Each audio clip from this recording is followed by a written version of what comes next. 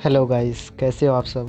आशा करता हूँ अच्छे होंगे। तो मैं आज एक न्यू टॉपिक के साथ मैं आपके सामने हाजिर हुआ हूँ इस वीडियो में। तो आप देख सकते हैं कि मैं एमएसपी के बारे में बात करने आया हूँ। एमएसपी जो है वो 1969 में बेसिकली स्टार्ट किया गया था। तो इसमें आप देख सकते हैं कि एमएसपी होता क्या है, पहले ये हमें पता करनी चाहिए और हमें ये जानना चाहिए, क्योंकि लॉट ऑफ वीडियोस हैं यूट्यूब पे, लेकिन हमें लगा कि वीडियोस बनानी चाहिए क्योंकि लोगों के पास जानकारियों की कमी है। तो चलिए स्टार्ट करते हैं। सो गाइस, मैं हूं अमरदीप और इस वीडियो में बात करने वाले हैं एमएसपी के बारे में। तो वैसे एमएसपी मिनिमम सपोर्ट प्राइस, न्यूनतम समर्थन मूल्य, जिसका वर्ड से ही आपको पता चलता होगा कि ये न्यूनतम, कम से कम मूल्य, जो समर्थन मूल्य है उससे कम में नहीं बेचा जा सकता या ख़रीदा जा सकता। तो इसमें बेसिकली होता है ये कि वैसा न्यूनतम मूल्य जिस पर किसान के फसल सरकार द्वारा ख़रीदा जाता है या फिर एपीएमसी मंडियों में ख़रीदा जाता है, न्यूनतम समर्थन मूल्य कहलाता है। न्यूनतम समर्थन मूल्य फसल बुआई से पहले निर्धारित की जाती है। ये एक एडवांटेज है एमएसपी में कि ये फसल तैयार होने के बाद नहीं, ये फसल बुआई से पहले ही निर्धारित कर दी जाती है। और इसका निर्धारण कौन करता है, ये अब सवाल उठते हैं, तो उस पर बात करते हैं। CSCP, commission on agriculture cost and prices. तो ये CSCP किसानों का खर्च का अनुमान लगाती है पहले, और किसानों को कितना एमएसपी मिलना चाहिए ये सरकार को ये रेकमेंड करती है कि वो पहले खर्चों का अनुमान लगाती है, कितना खर्च हुआ उनका, कितने श्रम लगा है और कितने पे उन्होंने टोटली खर्च कितना है उनका, वो अनुमान लगाते हैं। और CSCP रेकमेंड करती है सरकार को कि इतनी एमएसपी मिलनी चाहिए मिनिमम किसानों को। और CCEA, जो cabinet committee on economy affairs हैं, वो ये इसको निर्धारित करती है। सरकार के द्वारा गठित एक कमेटी होती है जो इसको निर्धारित करती है कि हाँ, ये एमएसपी हैं, इसी पे ये मिनिमम सपोर्ट प्राइस है ये। और उस पे किसान या तो लोकल अपने एपीएमसी मंडी में या फिर वो उनके द्वारा FCI द्वारा उनके फसल को ख़रीद लिया जाता है। और वहीं बात करें तो एमएसपी कितने फसलों पे दिया जाता है, ये हमें बात करने की ज़रूरत है। कितने फसल पे दी जाती है एक्चुअली में एमएसपी तो 23 फसलों पे दी जाती है। 23 तरह के फसल हैं जिस पे एमएसपी प्रोवाइड की जाती है, प्राइस जो फिक्स करती है सरकार। लेकिन एमएसपी में बहुत ज़्यादा धोखाधड़ी का भी मामला सामने आता है। तो जिसमें एमएसपी में मुख्यतः 2 फसल को वरीयता दी जाती है, वो है चावल और गेहूँ। मुख्य अनाज में चावल और गेहूँ और ऑयल सीड्स हैं, कॉमर्शियल क्रॉप्स भी आते हैं। और वहीं अगर हम बात करें कि वेजिटेबल्स, फ्रूट्स, फ्लावर्स, वो उन सबों पे एमएसपी फिक्स नहीं की जाती। एमएसपी बेसिकली पूरे एग्रीकल्चर प्रोड्यूस जो होता है, फार्मर्स प्रोड्यूस, उस पे निर्धारित नहीं की जाती। बेसिकली वो 23 फसलों पे ही निर्धारित की जाती है गवर्नमेंट के द्वारा। तो एमएसपी पे लोगों के मन में बहुत सारे सवाल होते हैं कि एमएसपी पे फसल बेचते कहाँ हैं और कहाँ से उनको वो प्राइस मिलती हैं। तो उन पे बात करें तो एपीएमसी मंडी, एग्रीकल्चर प्रोड्यूस मार्केट कमेटी, एक एपीएमसी एक्ट है, उसके थ्रू एक आपके लोकल या डिस्ट्रिक्ट वाइज या फिर ब्लॉक वाइज या फिर बड़ा एरिया है तो वहाँ पे एक कमेटी बनाई जाती है गवर्नमेंट द्वारा, बिहार सरकार के द्वारा ये प्रावधान है कि वहाँ पे एक एपीएमसी मंडी बनती है। वहाँ पे आप किसान फसल लेके जाते हैं अपने ट्रांसपोर्ट से, और वहाँ पे बहुत सारे व्यापारी होते हैं, वो मिनिमम सपोर्ट प्राइस पे वहाँ पे बोली लगती है और ख़रीदी जाती हैं फसल किसानों से। और अगर एपीएमसी मंडी में फसल नहीं बिका तो फिर गवर्नमेंट प्रोक्योर कर लेती है। प्रोक्योरमेंट गवर्नमेंट द्वारा किया जाता है। जैसे डायरेक्ट किसान अपने फसल को कि एफसीआई के गोदाम के पास लेके जाएंगे और वहाँ डायरेक्टली उनका एफसीआई द्वारा खरीद लिया जाएगा उनके फसल को। और एमएसपी क्यों शुरू की गई थी, ये सवाल उठता है लोगों के मन में बहुत कि एमएसपी क्या ज़रूरत था और कब शुरू की गई थी। तो बेसिकली इसके शुरू करने का 2-3 कारण बेसिकली हैं। तो 1964 और 64 से 65 और 65-66 में इंडिया में अकाल पड़ा था बहुत ज़्यादा, जिसमें बहुत सारे लोग भूखे मरे थे और बहुत ज़्यादा स्थिति ख़राब थी। और ड्यूरिंग अकाल ही 1965 में पाकिस्तान से युद्ध, उस समय हमारे प्रधानमंत्री लाल बहादुर शास्त्री ने सोचा कि हम एग्रीकल्चर पे कुछ करते हैं, लेकिन उस समय हम बहुत ज़्यादा डिपेंडेंट थे अमेरिका पे। वो हमें पब्लिक लॉ के अंतर्गत कम दाम पे अनाज उपलब्ध कराता था, लेकिन हम उस समय फूड सिक्योरिटी हमारा नहीं था हमारे भारत में। और 1969 में इंदिरा गांधी जी ने एमएस स्वामीनाथन, जो हरित क्रांति के पिता कहे जाते हैं, उनके सिफारिश में हरित क्रांति की घोषणा की। और 1969 में हरित क्रांति की घोषणा तो उन्होंने कर दिया, लेकिन अब प्रॉब्लम ये था कि हम किसानों को कैसे मोटिवेट कैसे करें कि वो इन्वेस्ट करें पैसे को एग्रीकल्चर में, क्योंकि एग्रीकल्चर में तो वैसा उससे पहले कोई मुनाफा तो दिखता नहीं था। वो प्राकृतिक तरीके से खेती की जाती थी, लेकिन उस समय किसानों को मोटिवेट करने के लिए हरित क्रांति बेसिकली हरियाणा, पंजाब और पश्चिमी उत्तर प्रदेश में देखी गई, क्योंकि वो जो क्षेत्र था वहाँ पे पानी की उपलब्धता थी और साथ में वहाँ के किसान थोड़े कहें तो उस समय भी समृद्ध थे, जिससे कि वहाँ स्टार्ट की गई हरित क्रांति का स्टार्ट वहीं से हुआ। और इसमें किसानों को प्रोत्साहन के लिए उनको ये प्रोत्साहन दिया गया कि हम गवर्नमेंट उनको प्रोत्साहन दी कि हम आपका फसल इतने प्राइस पे ले लेंगे अगर कोई नहीं लेता है तो गवर्नमेंट द्वारा डायरेक्ट उनको प्रपोजल दिया गया कि अगर आपको कहीं पे नहीं जाने का है, कहीं कुछ नहीं करने का, हम आपकी फसल को ले लेंगे, आप सिर्फ एपीएमसी मंडी या फिर एफसीआई गोदाम के पास लाइए, हम आपकी फसल को लेंगे मिनिमम सपोर्ट प्राइस पे। और वो प्राइस फसल बुआई से पहले ही निर्धारित कर दी गई। 1969 में हरित क्रांति लाया गया स्वामीनाथन के द्वारा। उस समय पहली बार उस समय उत्तम किस्म का उपयोग किया गया, जो मैक्सिको से मंगाया गया। अच्छी खासी क्वांटिटी में पेस्टिसाइड का उपयोग किया, कीटनाशक का, फर्टिलाइजर्स का पहली बार भारत में अच्छी तरीके से यूज किया गया। अच्छी तरीके से नहीं कह सकते कि पहली बार यूज किया गया फर्टिलाइजर्स का। और उसका परिणाम जो हुआ वो ये सच में एमएसपी और हरित क्रांति के चलते ही 1980 आते आते हमारा देश खाद्य वस्तुओं में आत्मनिर्भर हो गया। 1980 आते आते हमारा देश खाद्यान्न निर्यात करता है।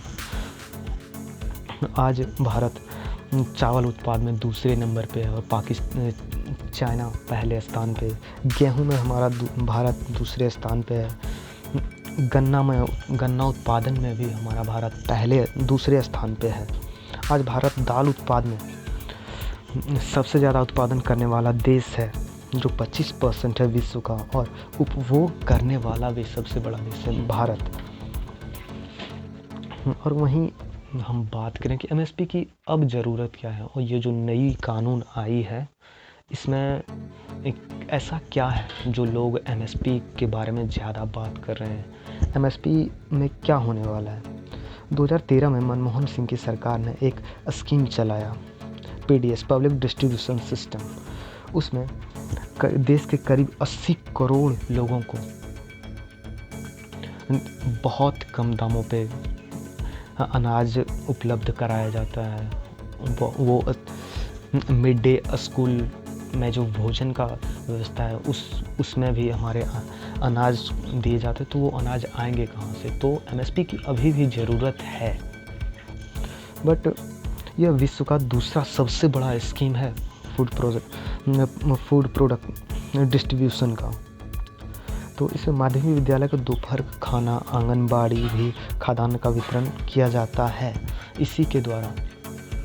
तो इतने सारे अमाउंट में हमें खाद्यान्न की ज़रूरत होती है, तो हम खरीदेंगे कहाँ से? हम किस पे डिपेंडेंट हैं? तो इसके लिए एमएसपी अभी भी ज़रूरत है और एमएसपी को हम नकार नहीं सकते। अब विवाद क्या है वो जानते हैं।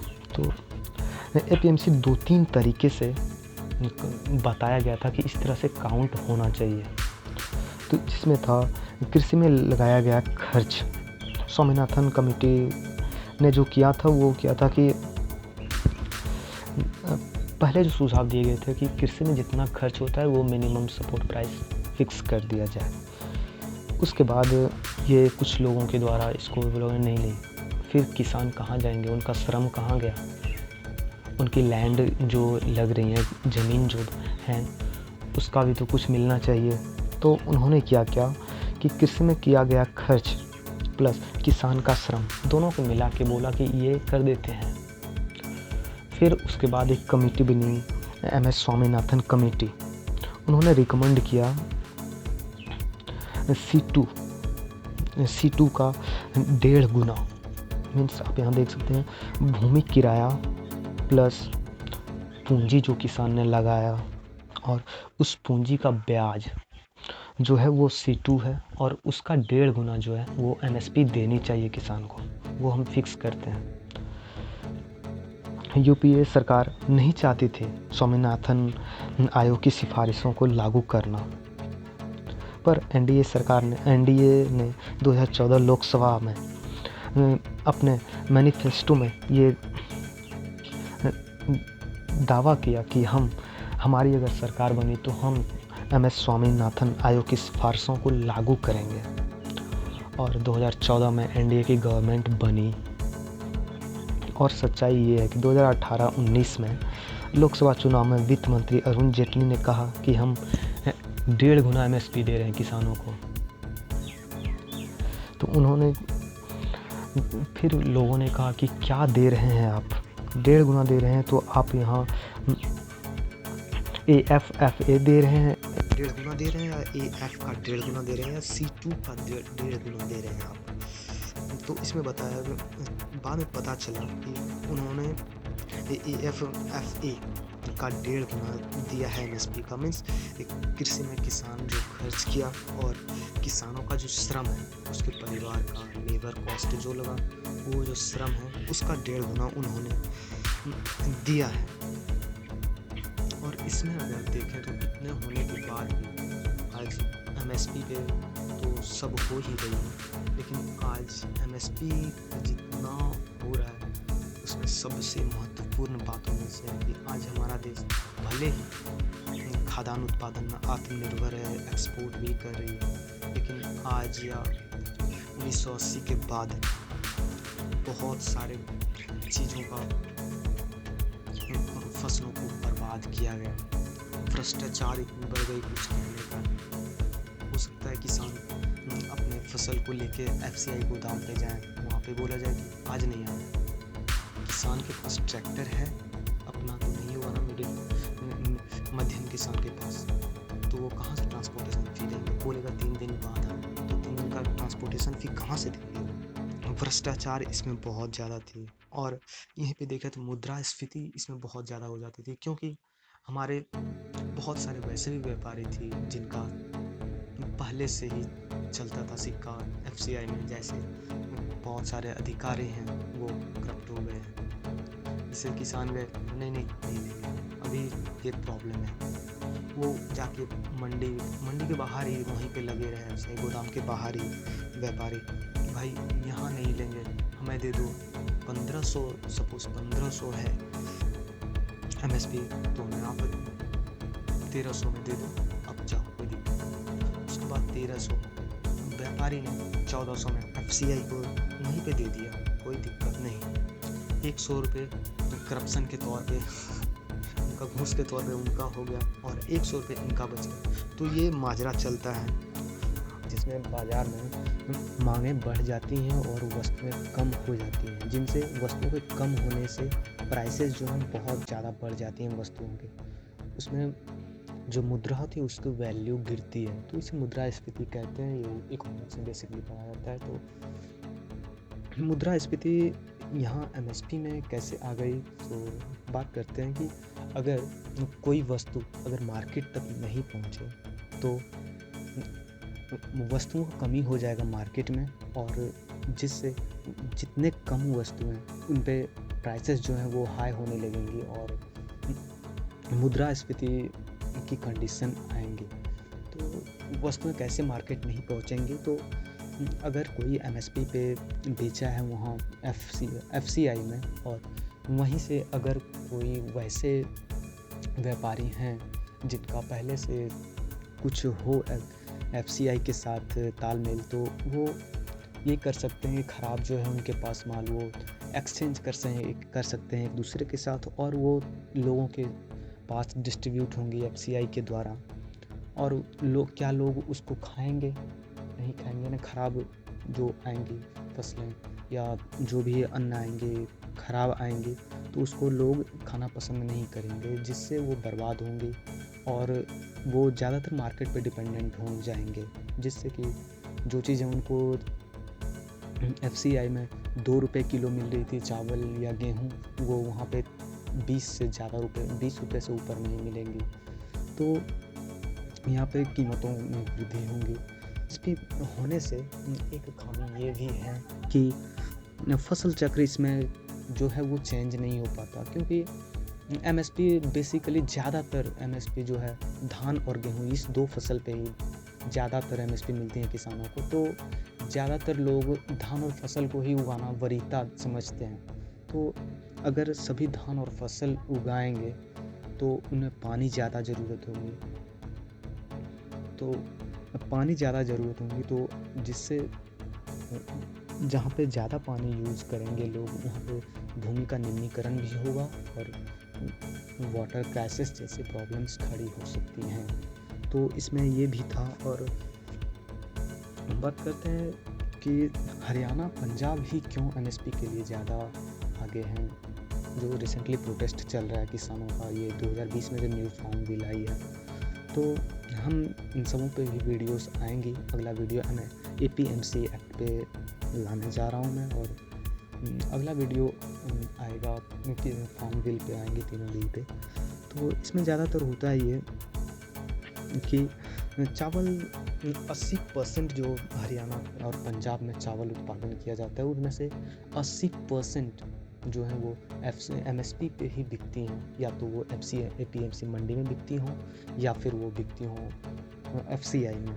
और गेहूं में अगर हम बात करें तो टोटल प्रोडक्शन का 70% जो है हरियाणा और पंजाब का वो एफसीआई में बिकता है एमएसपी पे, या फिर एपीएमसी में बिकता है एपीएमसी में बिकता है एमएसपी पर ही। और वहीं पूरे भारत की बात करें तो चावल का 35% जो चावल एपीएमसी पर खरीदी जाती है एपीएमसी मंडियों में या एफसीआई में, उसका 35% सिर्फ पंजाब और हरियाणा देते हैं एफसीआई और एपीएमसी मंडी में। और गेहूं का 62% सिर्फ ये दोनों राज्य ही देते हैं एपीएमसी में। और मोटे अनाज के तौर पे अरहर, चना, ये सभी दलहन में तो 50% वो ये दोनों राज्य सिर्फ देते हैं। और ये विडंबना की बात है कि पूरे भारत के जितने भी किसान रजिस्टर्ड किसान अभी जो आंकड़ा है वो 9 करोड़ लगभग है, उनमें से सिर्फ 6% किसानों को एमएसपी का फ़ायदा मिल पाता है, और सभी ऐसे ओपन मार्केट में ही काम चलाते हैं, बेचते हैं या खरीदते हैं। तो हम देखें तो और दूसरे राज्यों का उत्पादन बिक्री एमएसपी पर देखें तो चावल अरुणाचल प्रदेश, तेलंगाना, उड़ीसा, उत्तर प्रदेश मिल के देते हैं 44% एमएसपी पे, और वहीं अकेले हरियाणा और पंजाब 35% चावल का देते हैं एमएसपी पर। ऑल ओवर इंडिया में। और गेहूँ का देखें तो उत्तर प्रदेश और मध्य प्रदेश दोनों मिल के 25% देते हैं एमएसपी पर एफसीआई को या एपीएमसी मंडी में।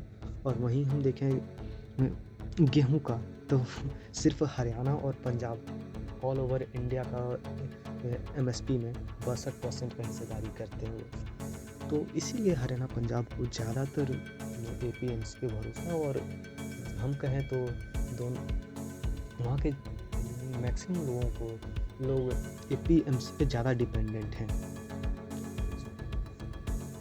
सो गाइस, हमने इसमें देखा कि एपीएमसी क्या है और कैसे है और क्यों है और कैसे स्टार्ट हुआ ये। सो गाइस, अगर वीडियो अच्छा लगा तो शेयर करो, सब्सक्राइब करो चैनल, और आगे वीडियोस भी आते रहेंगे। Thanks for watching.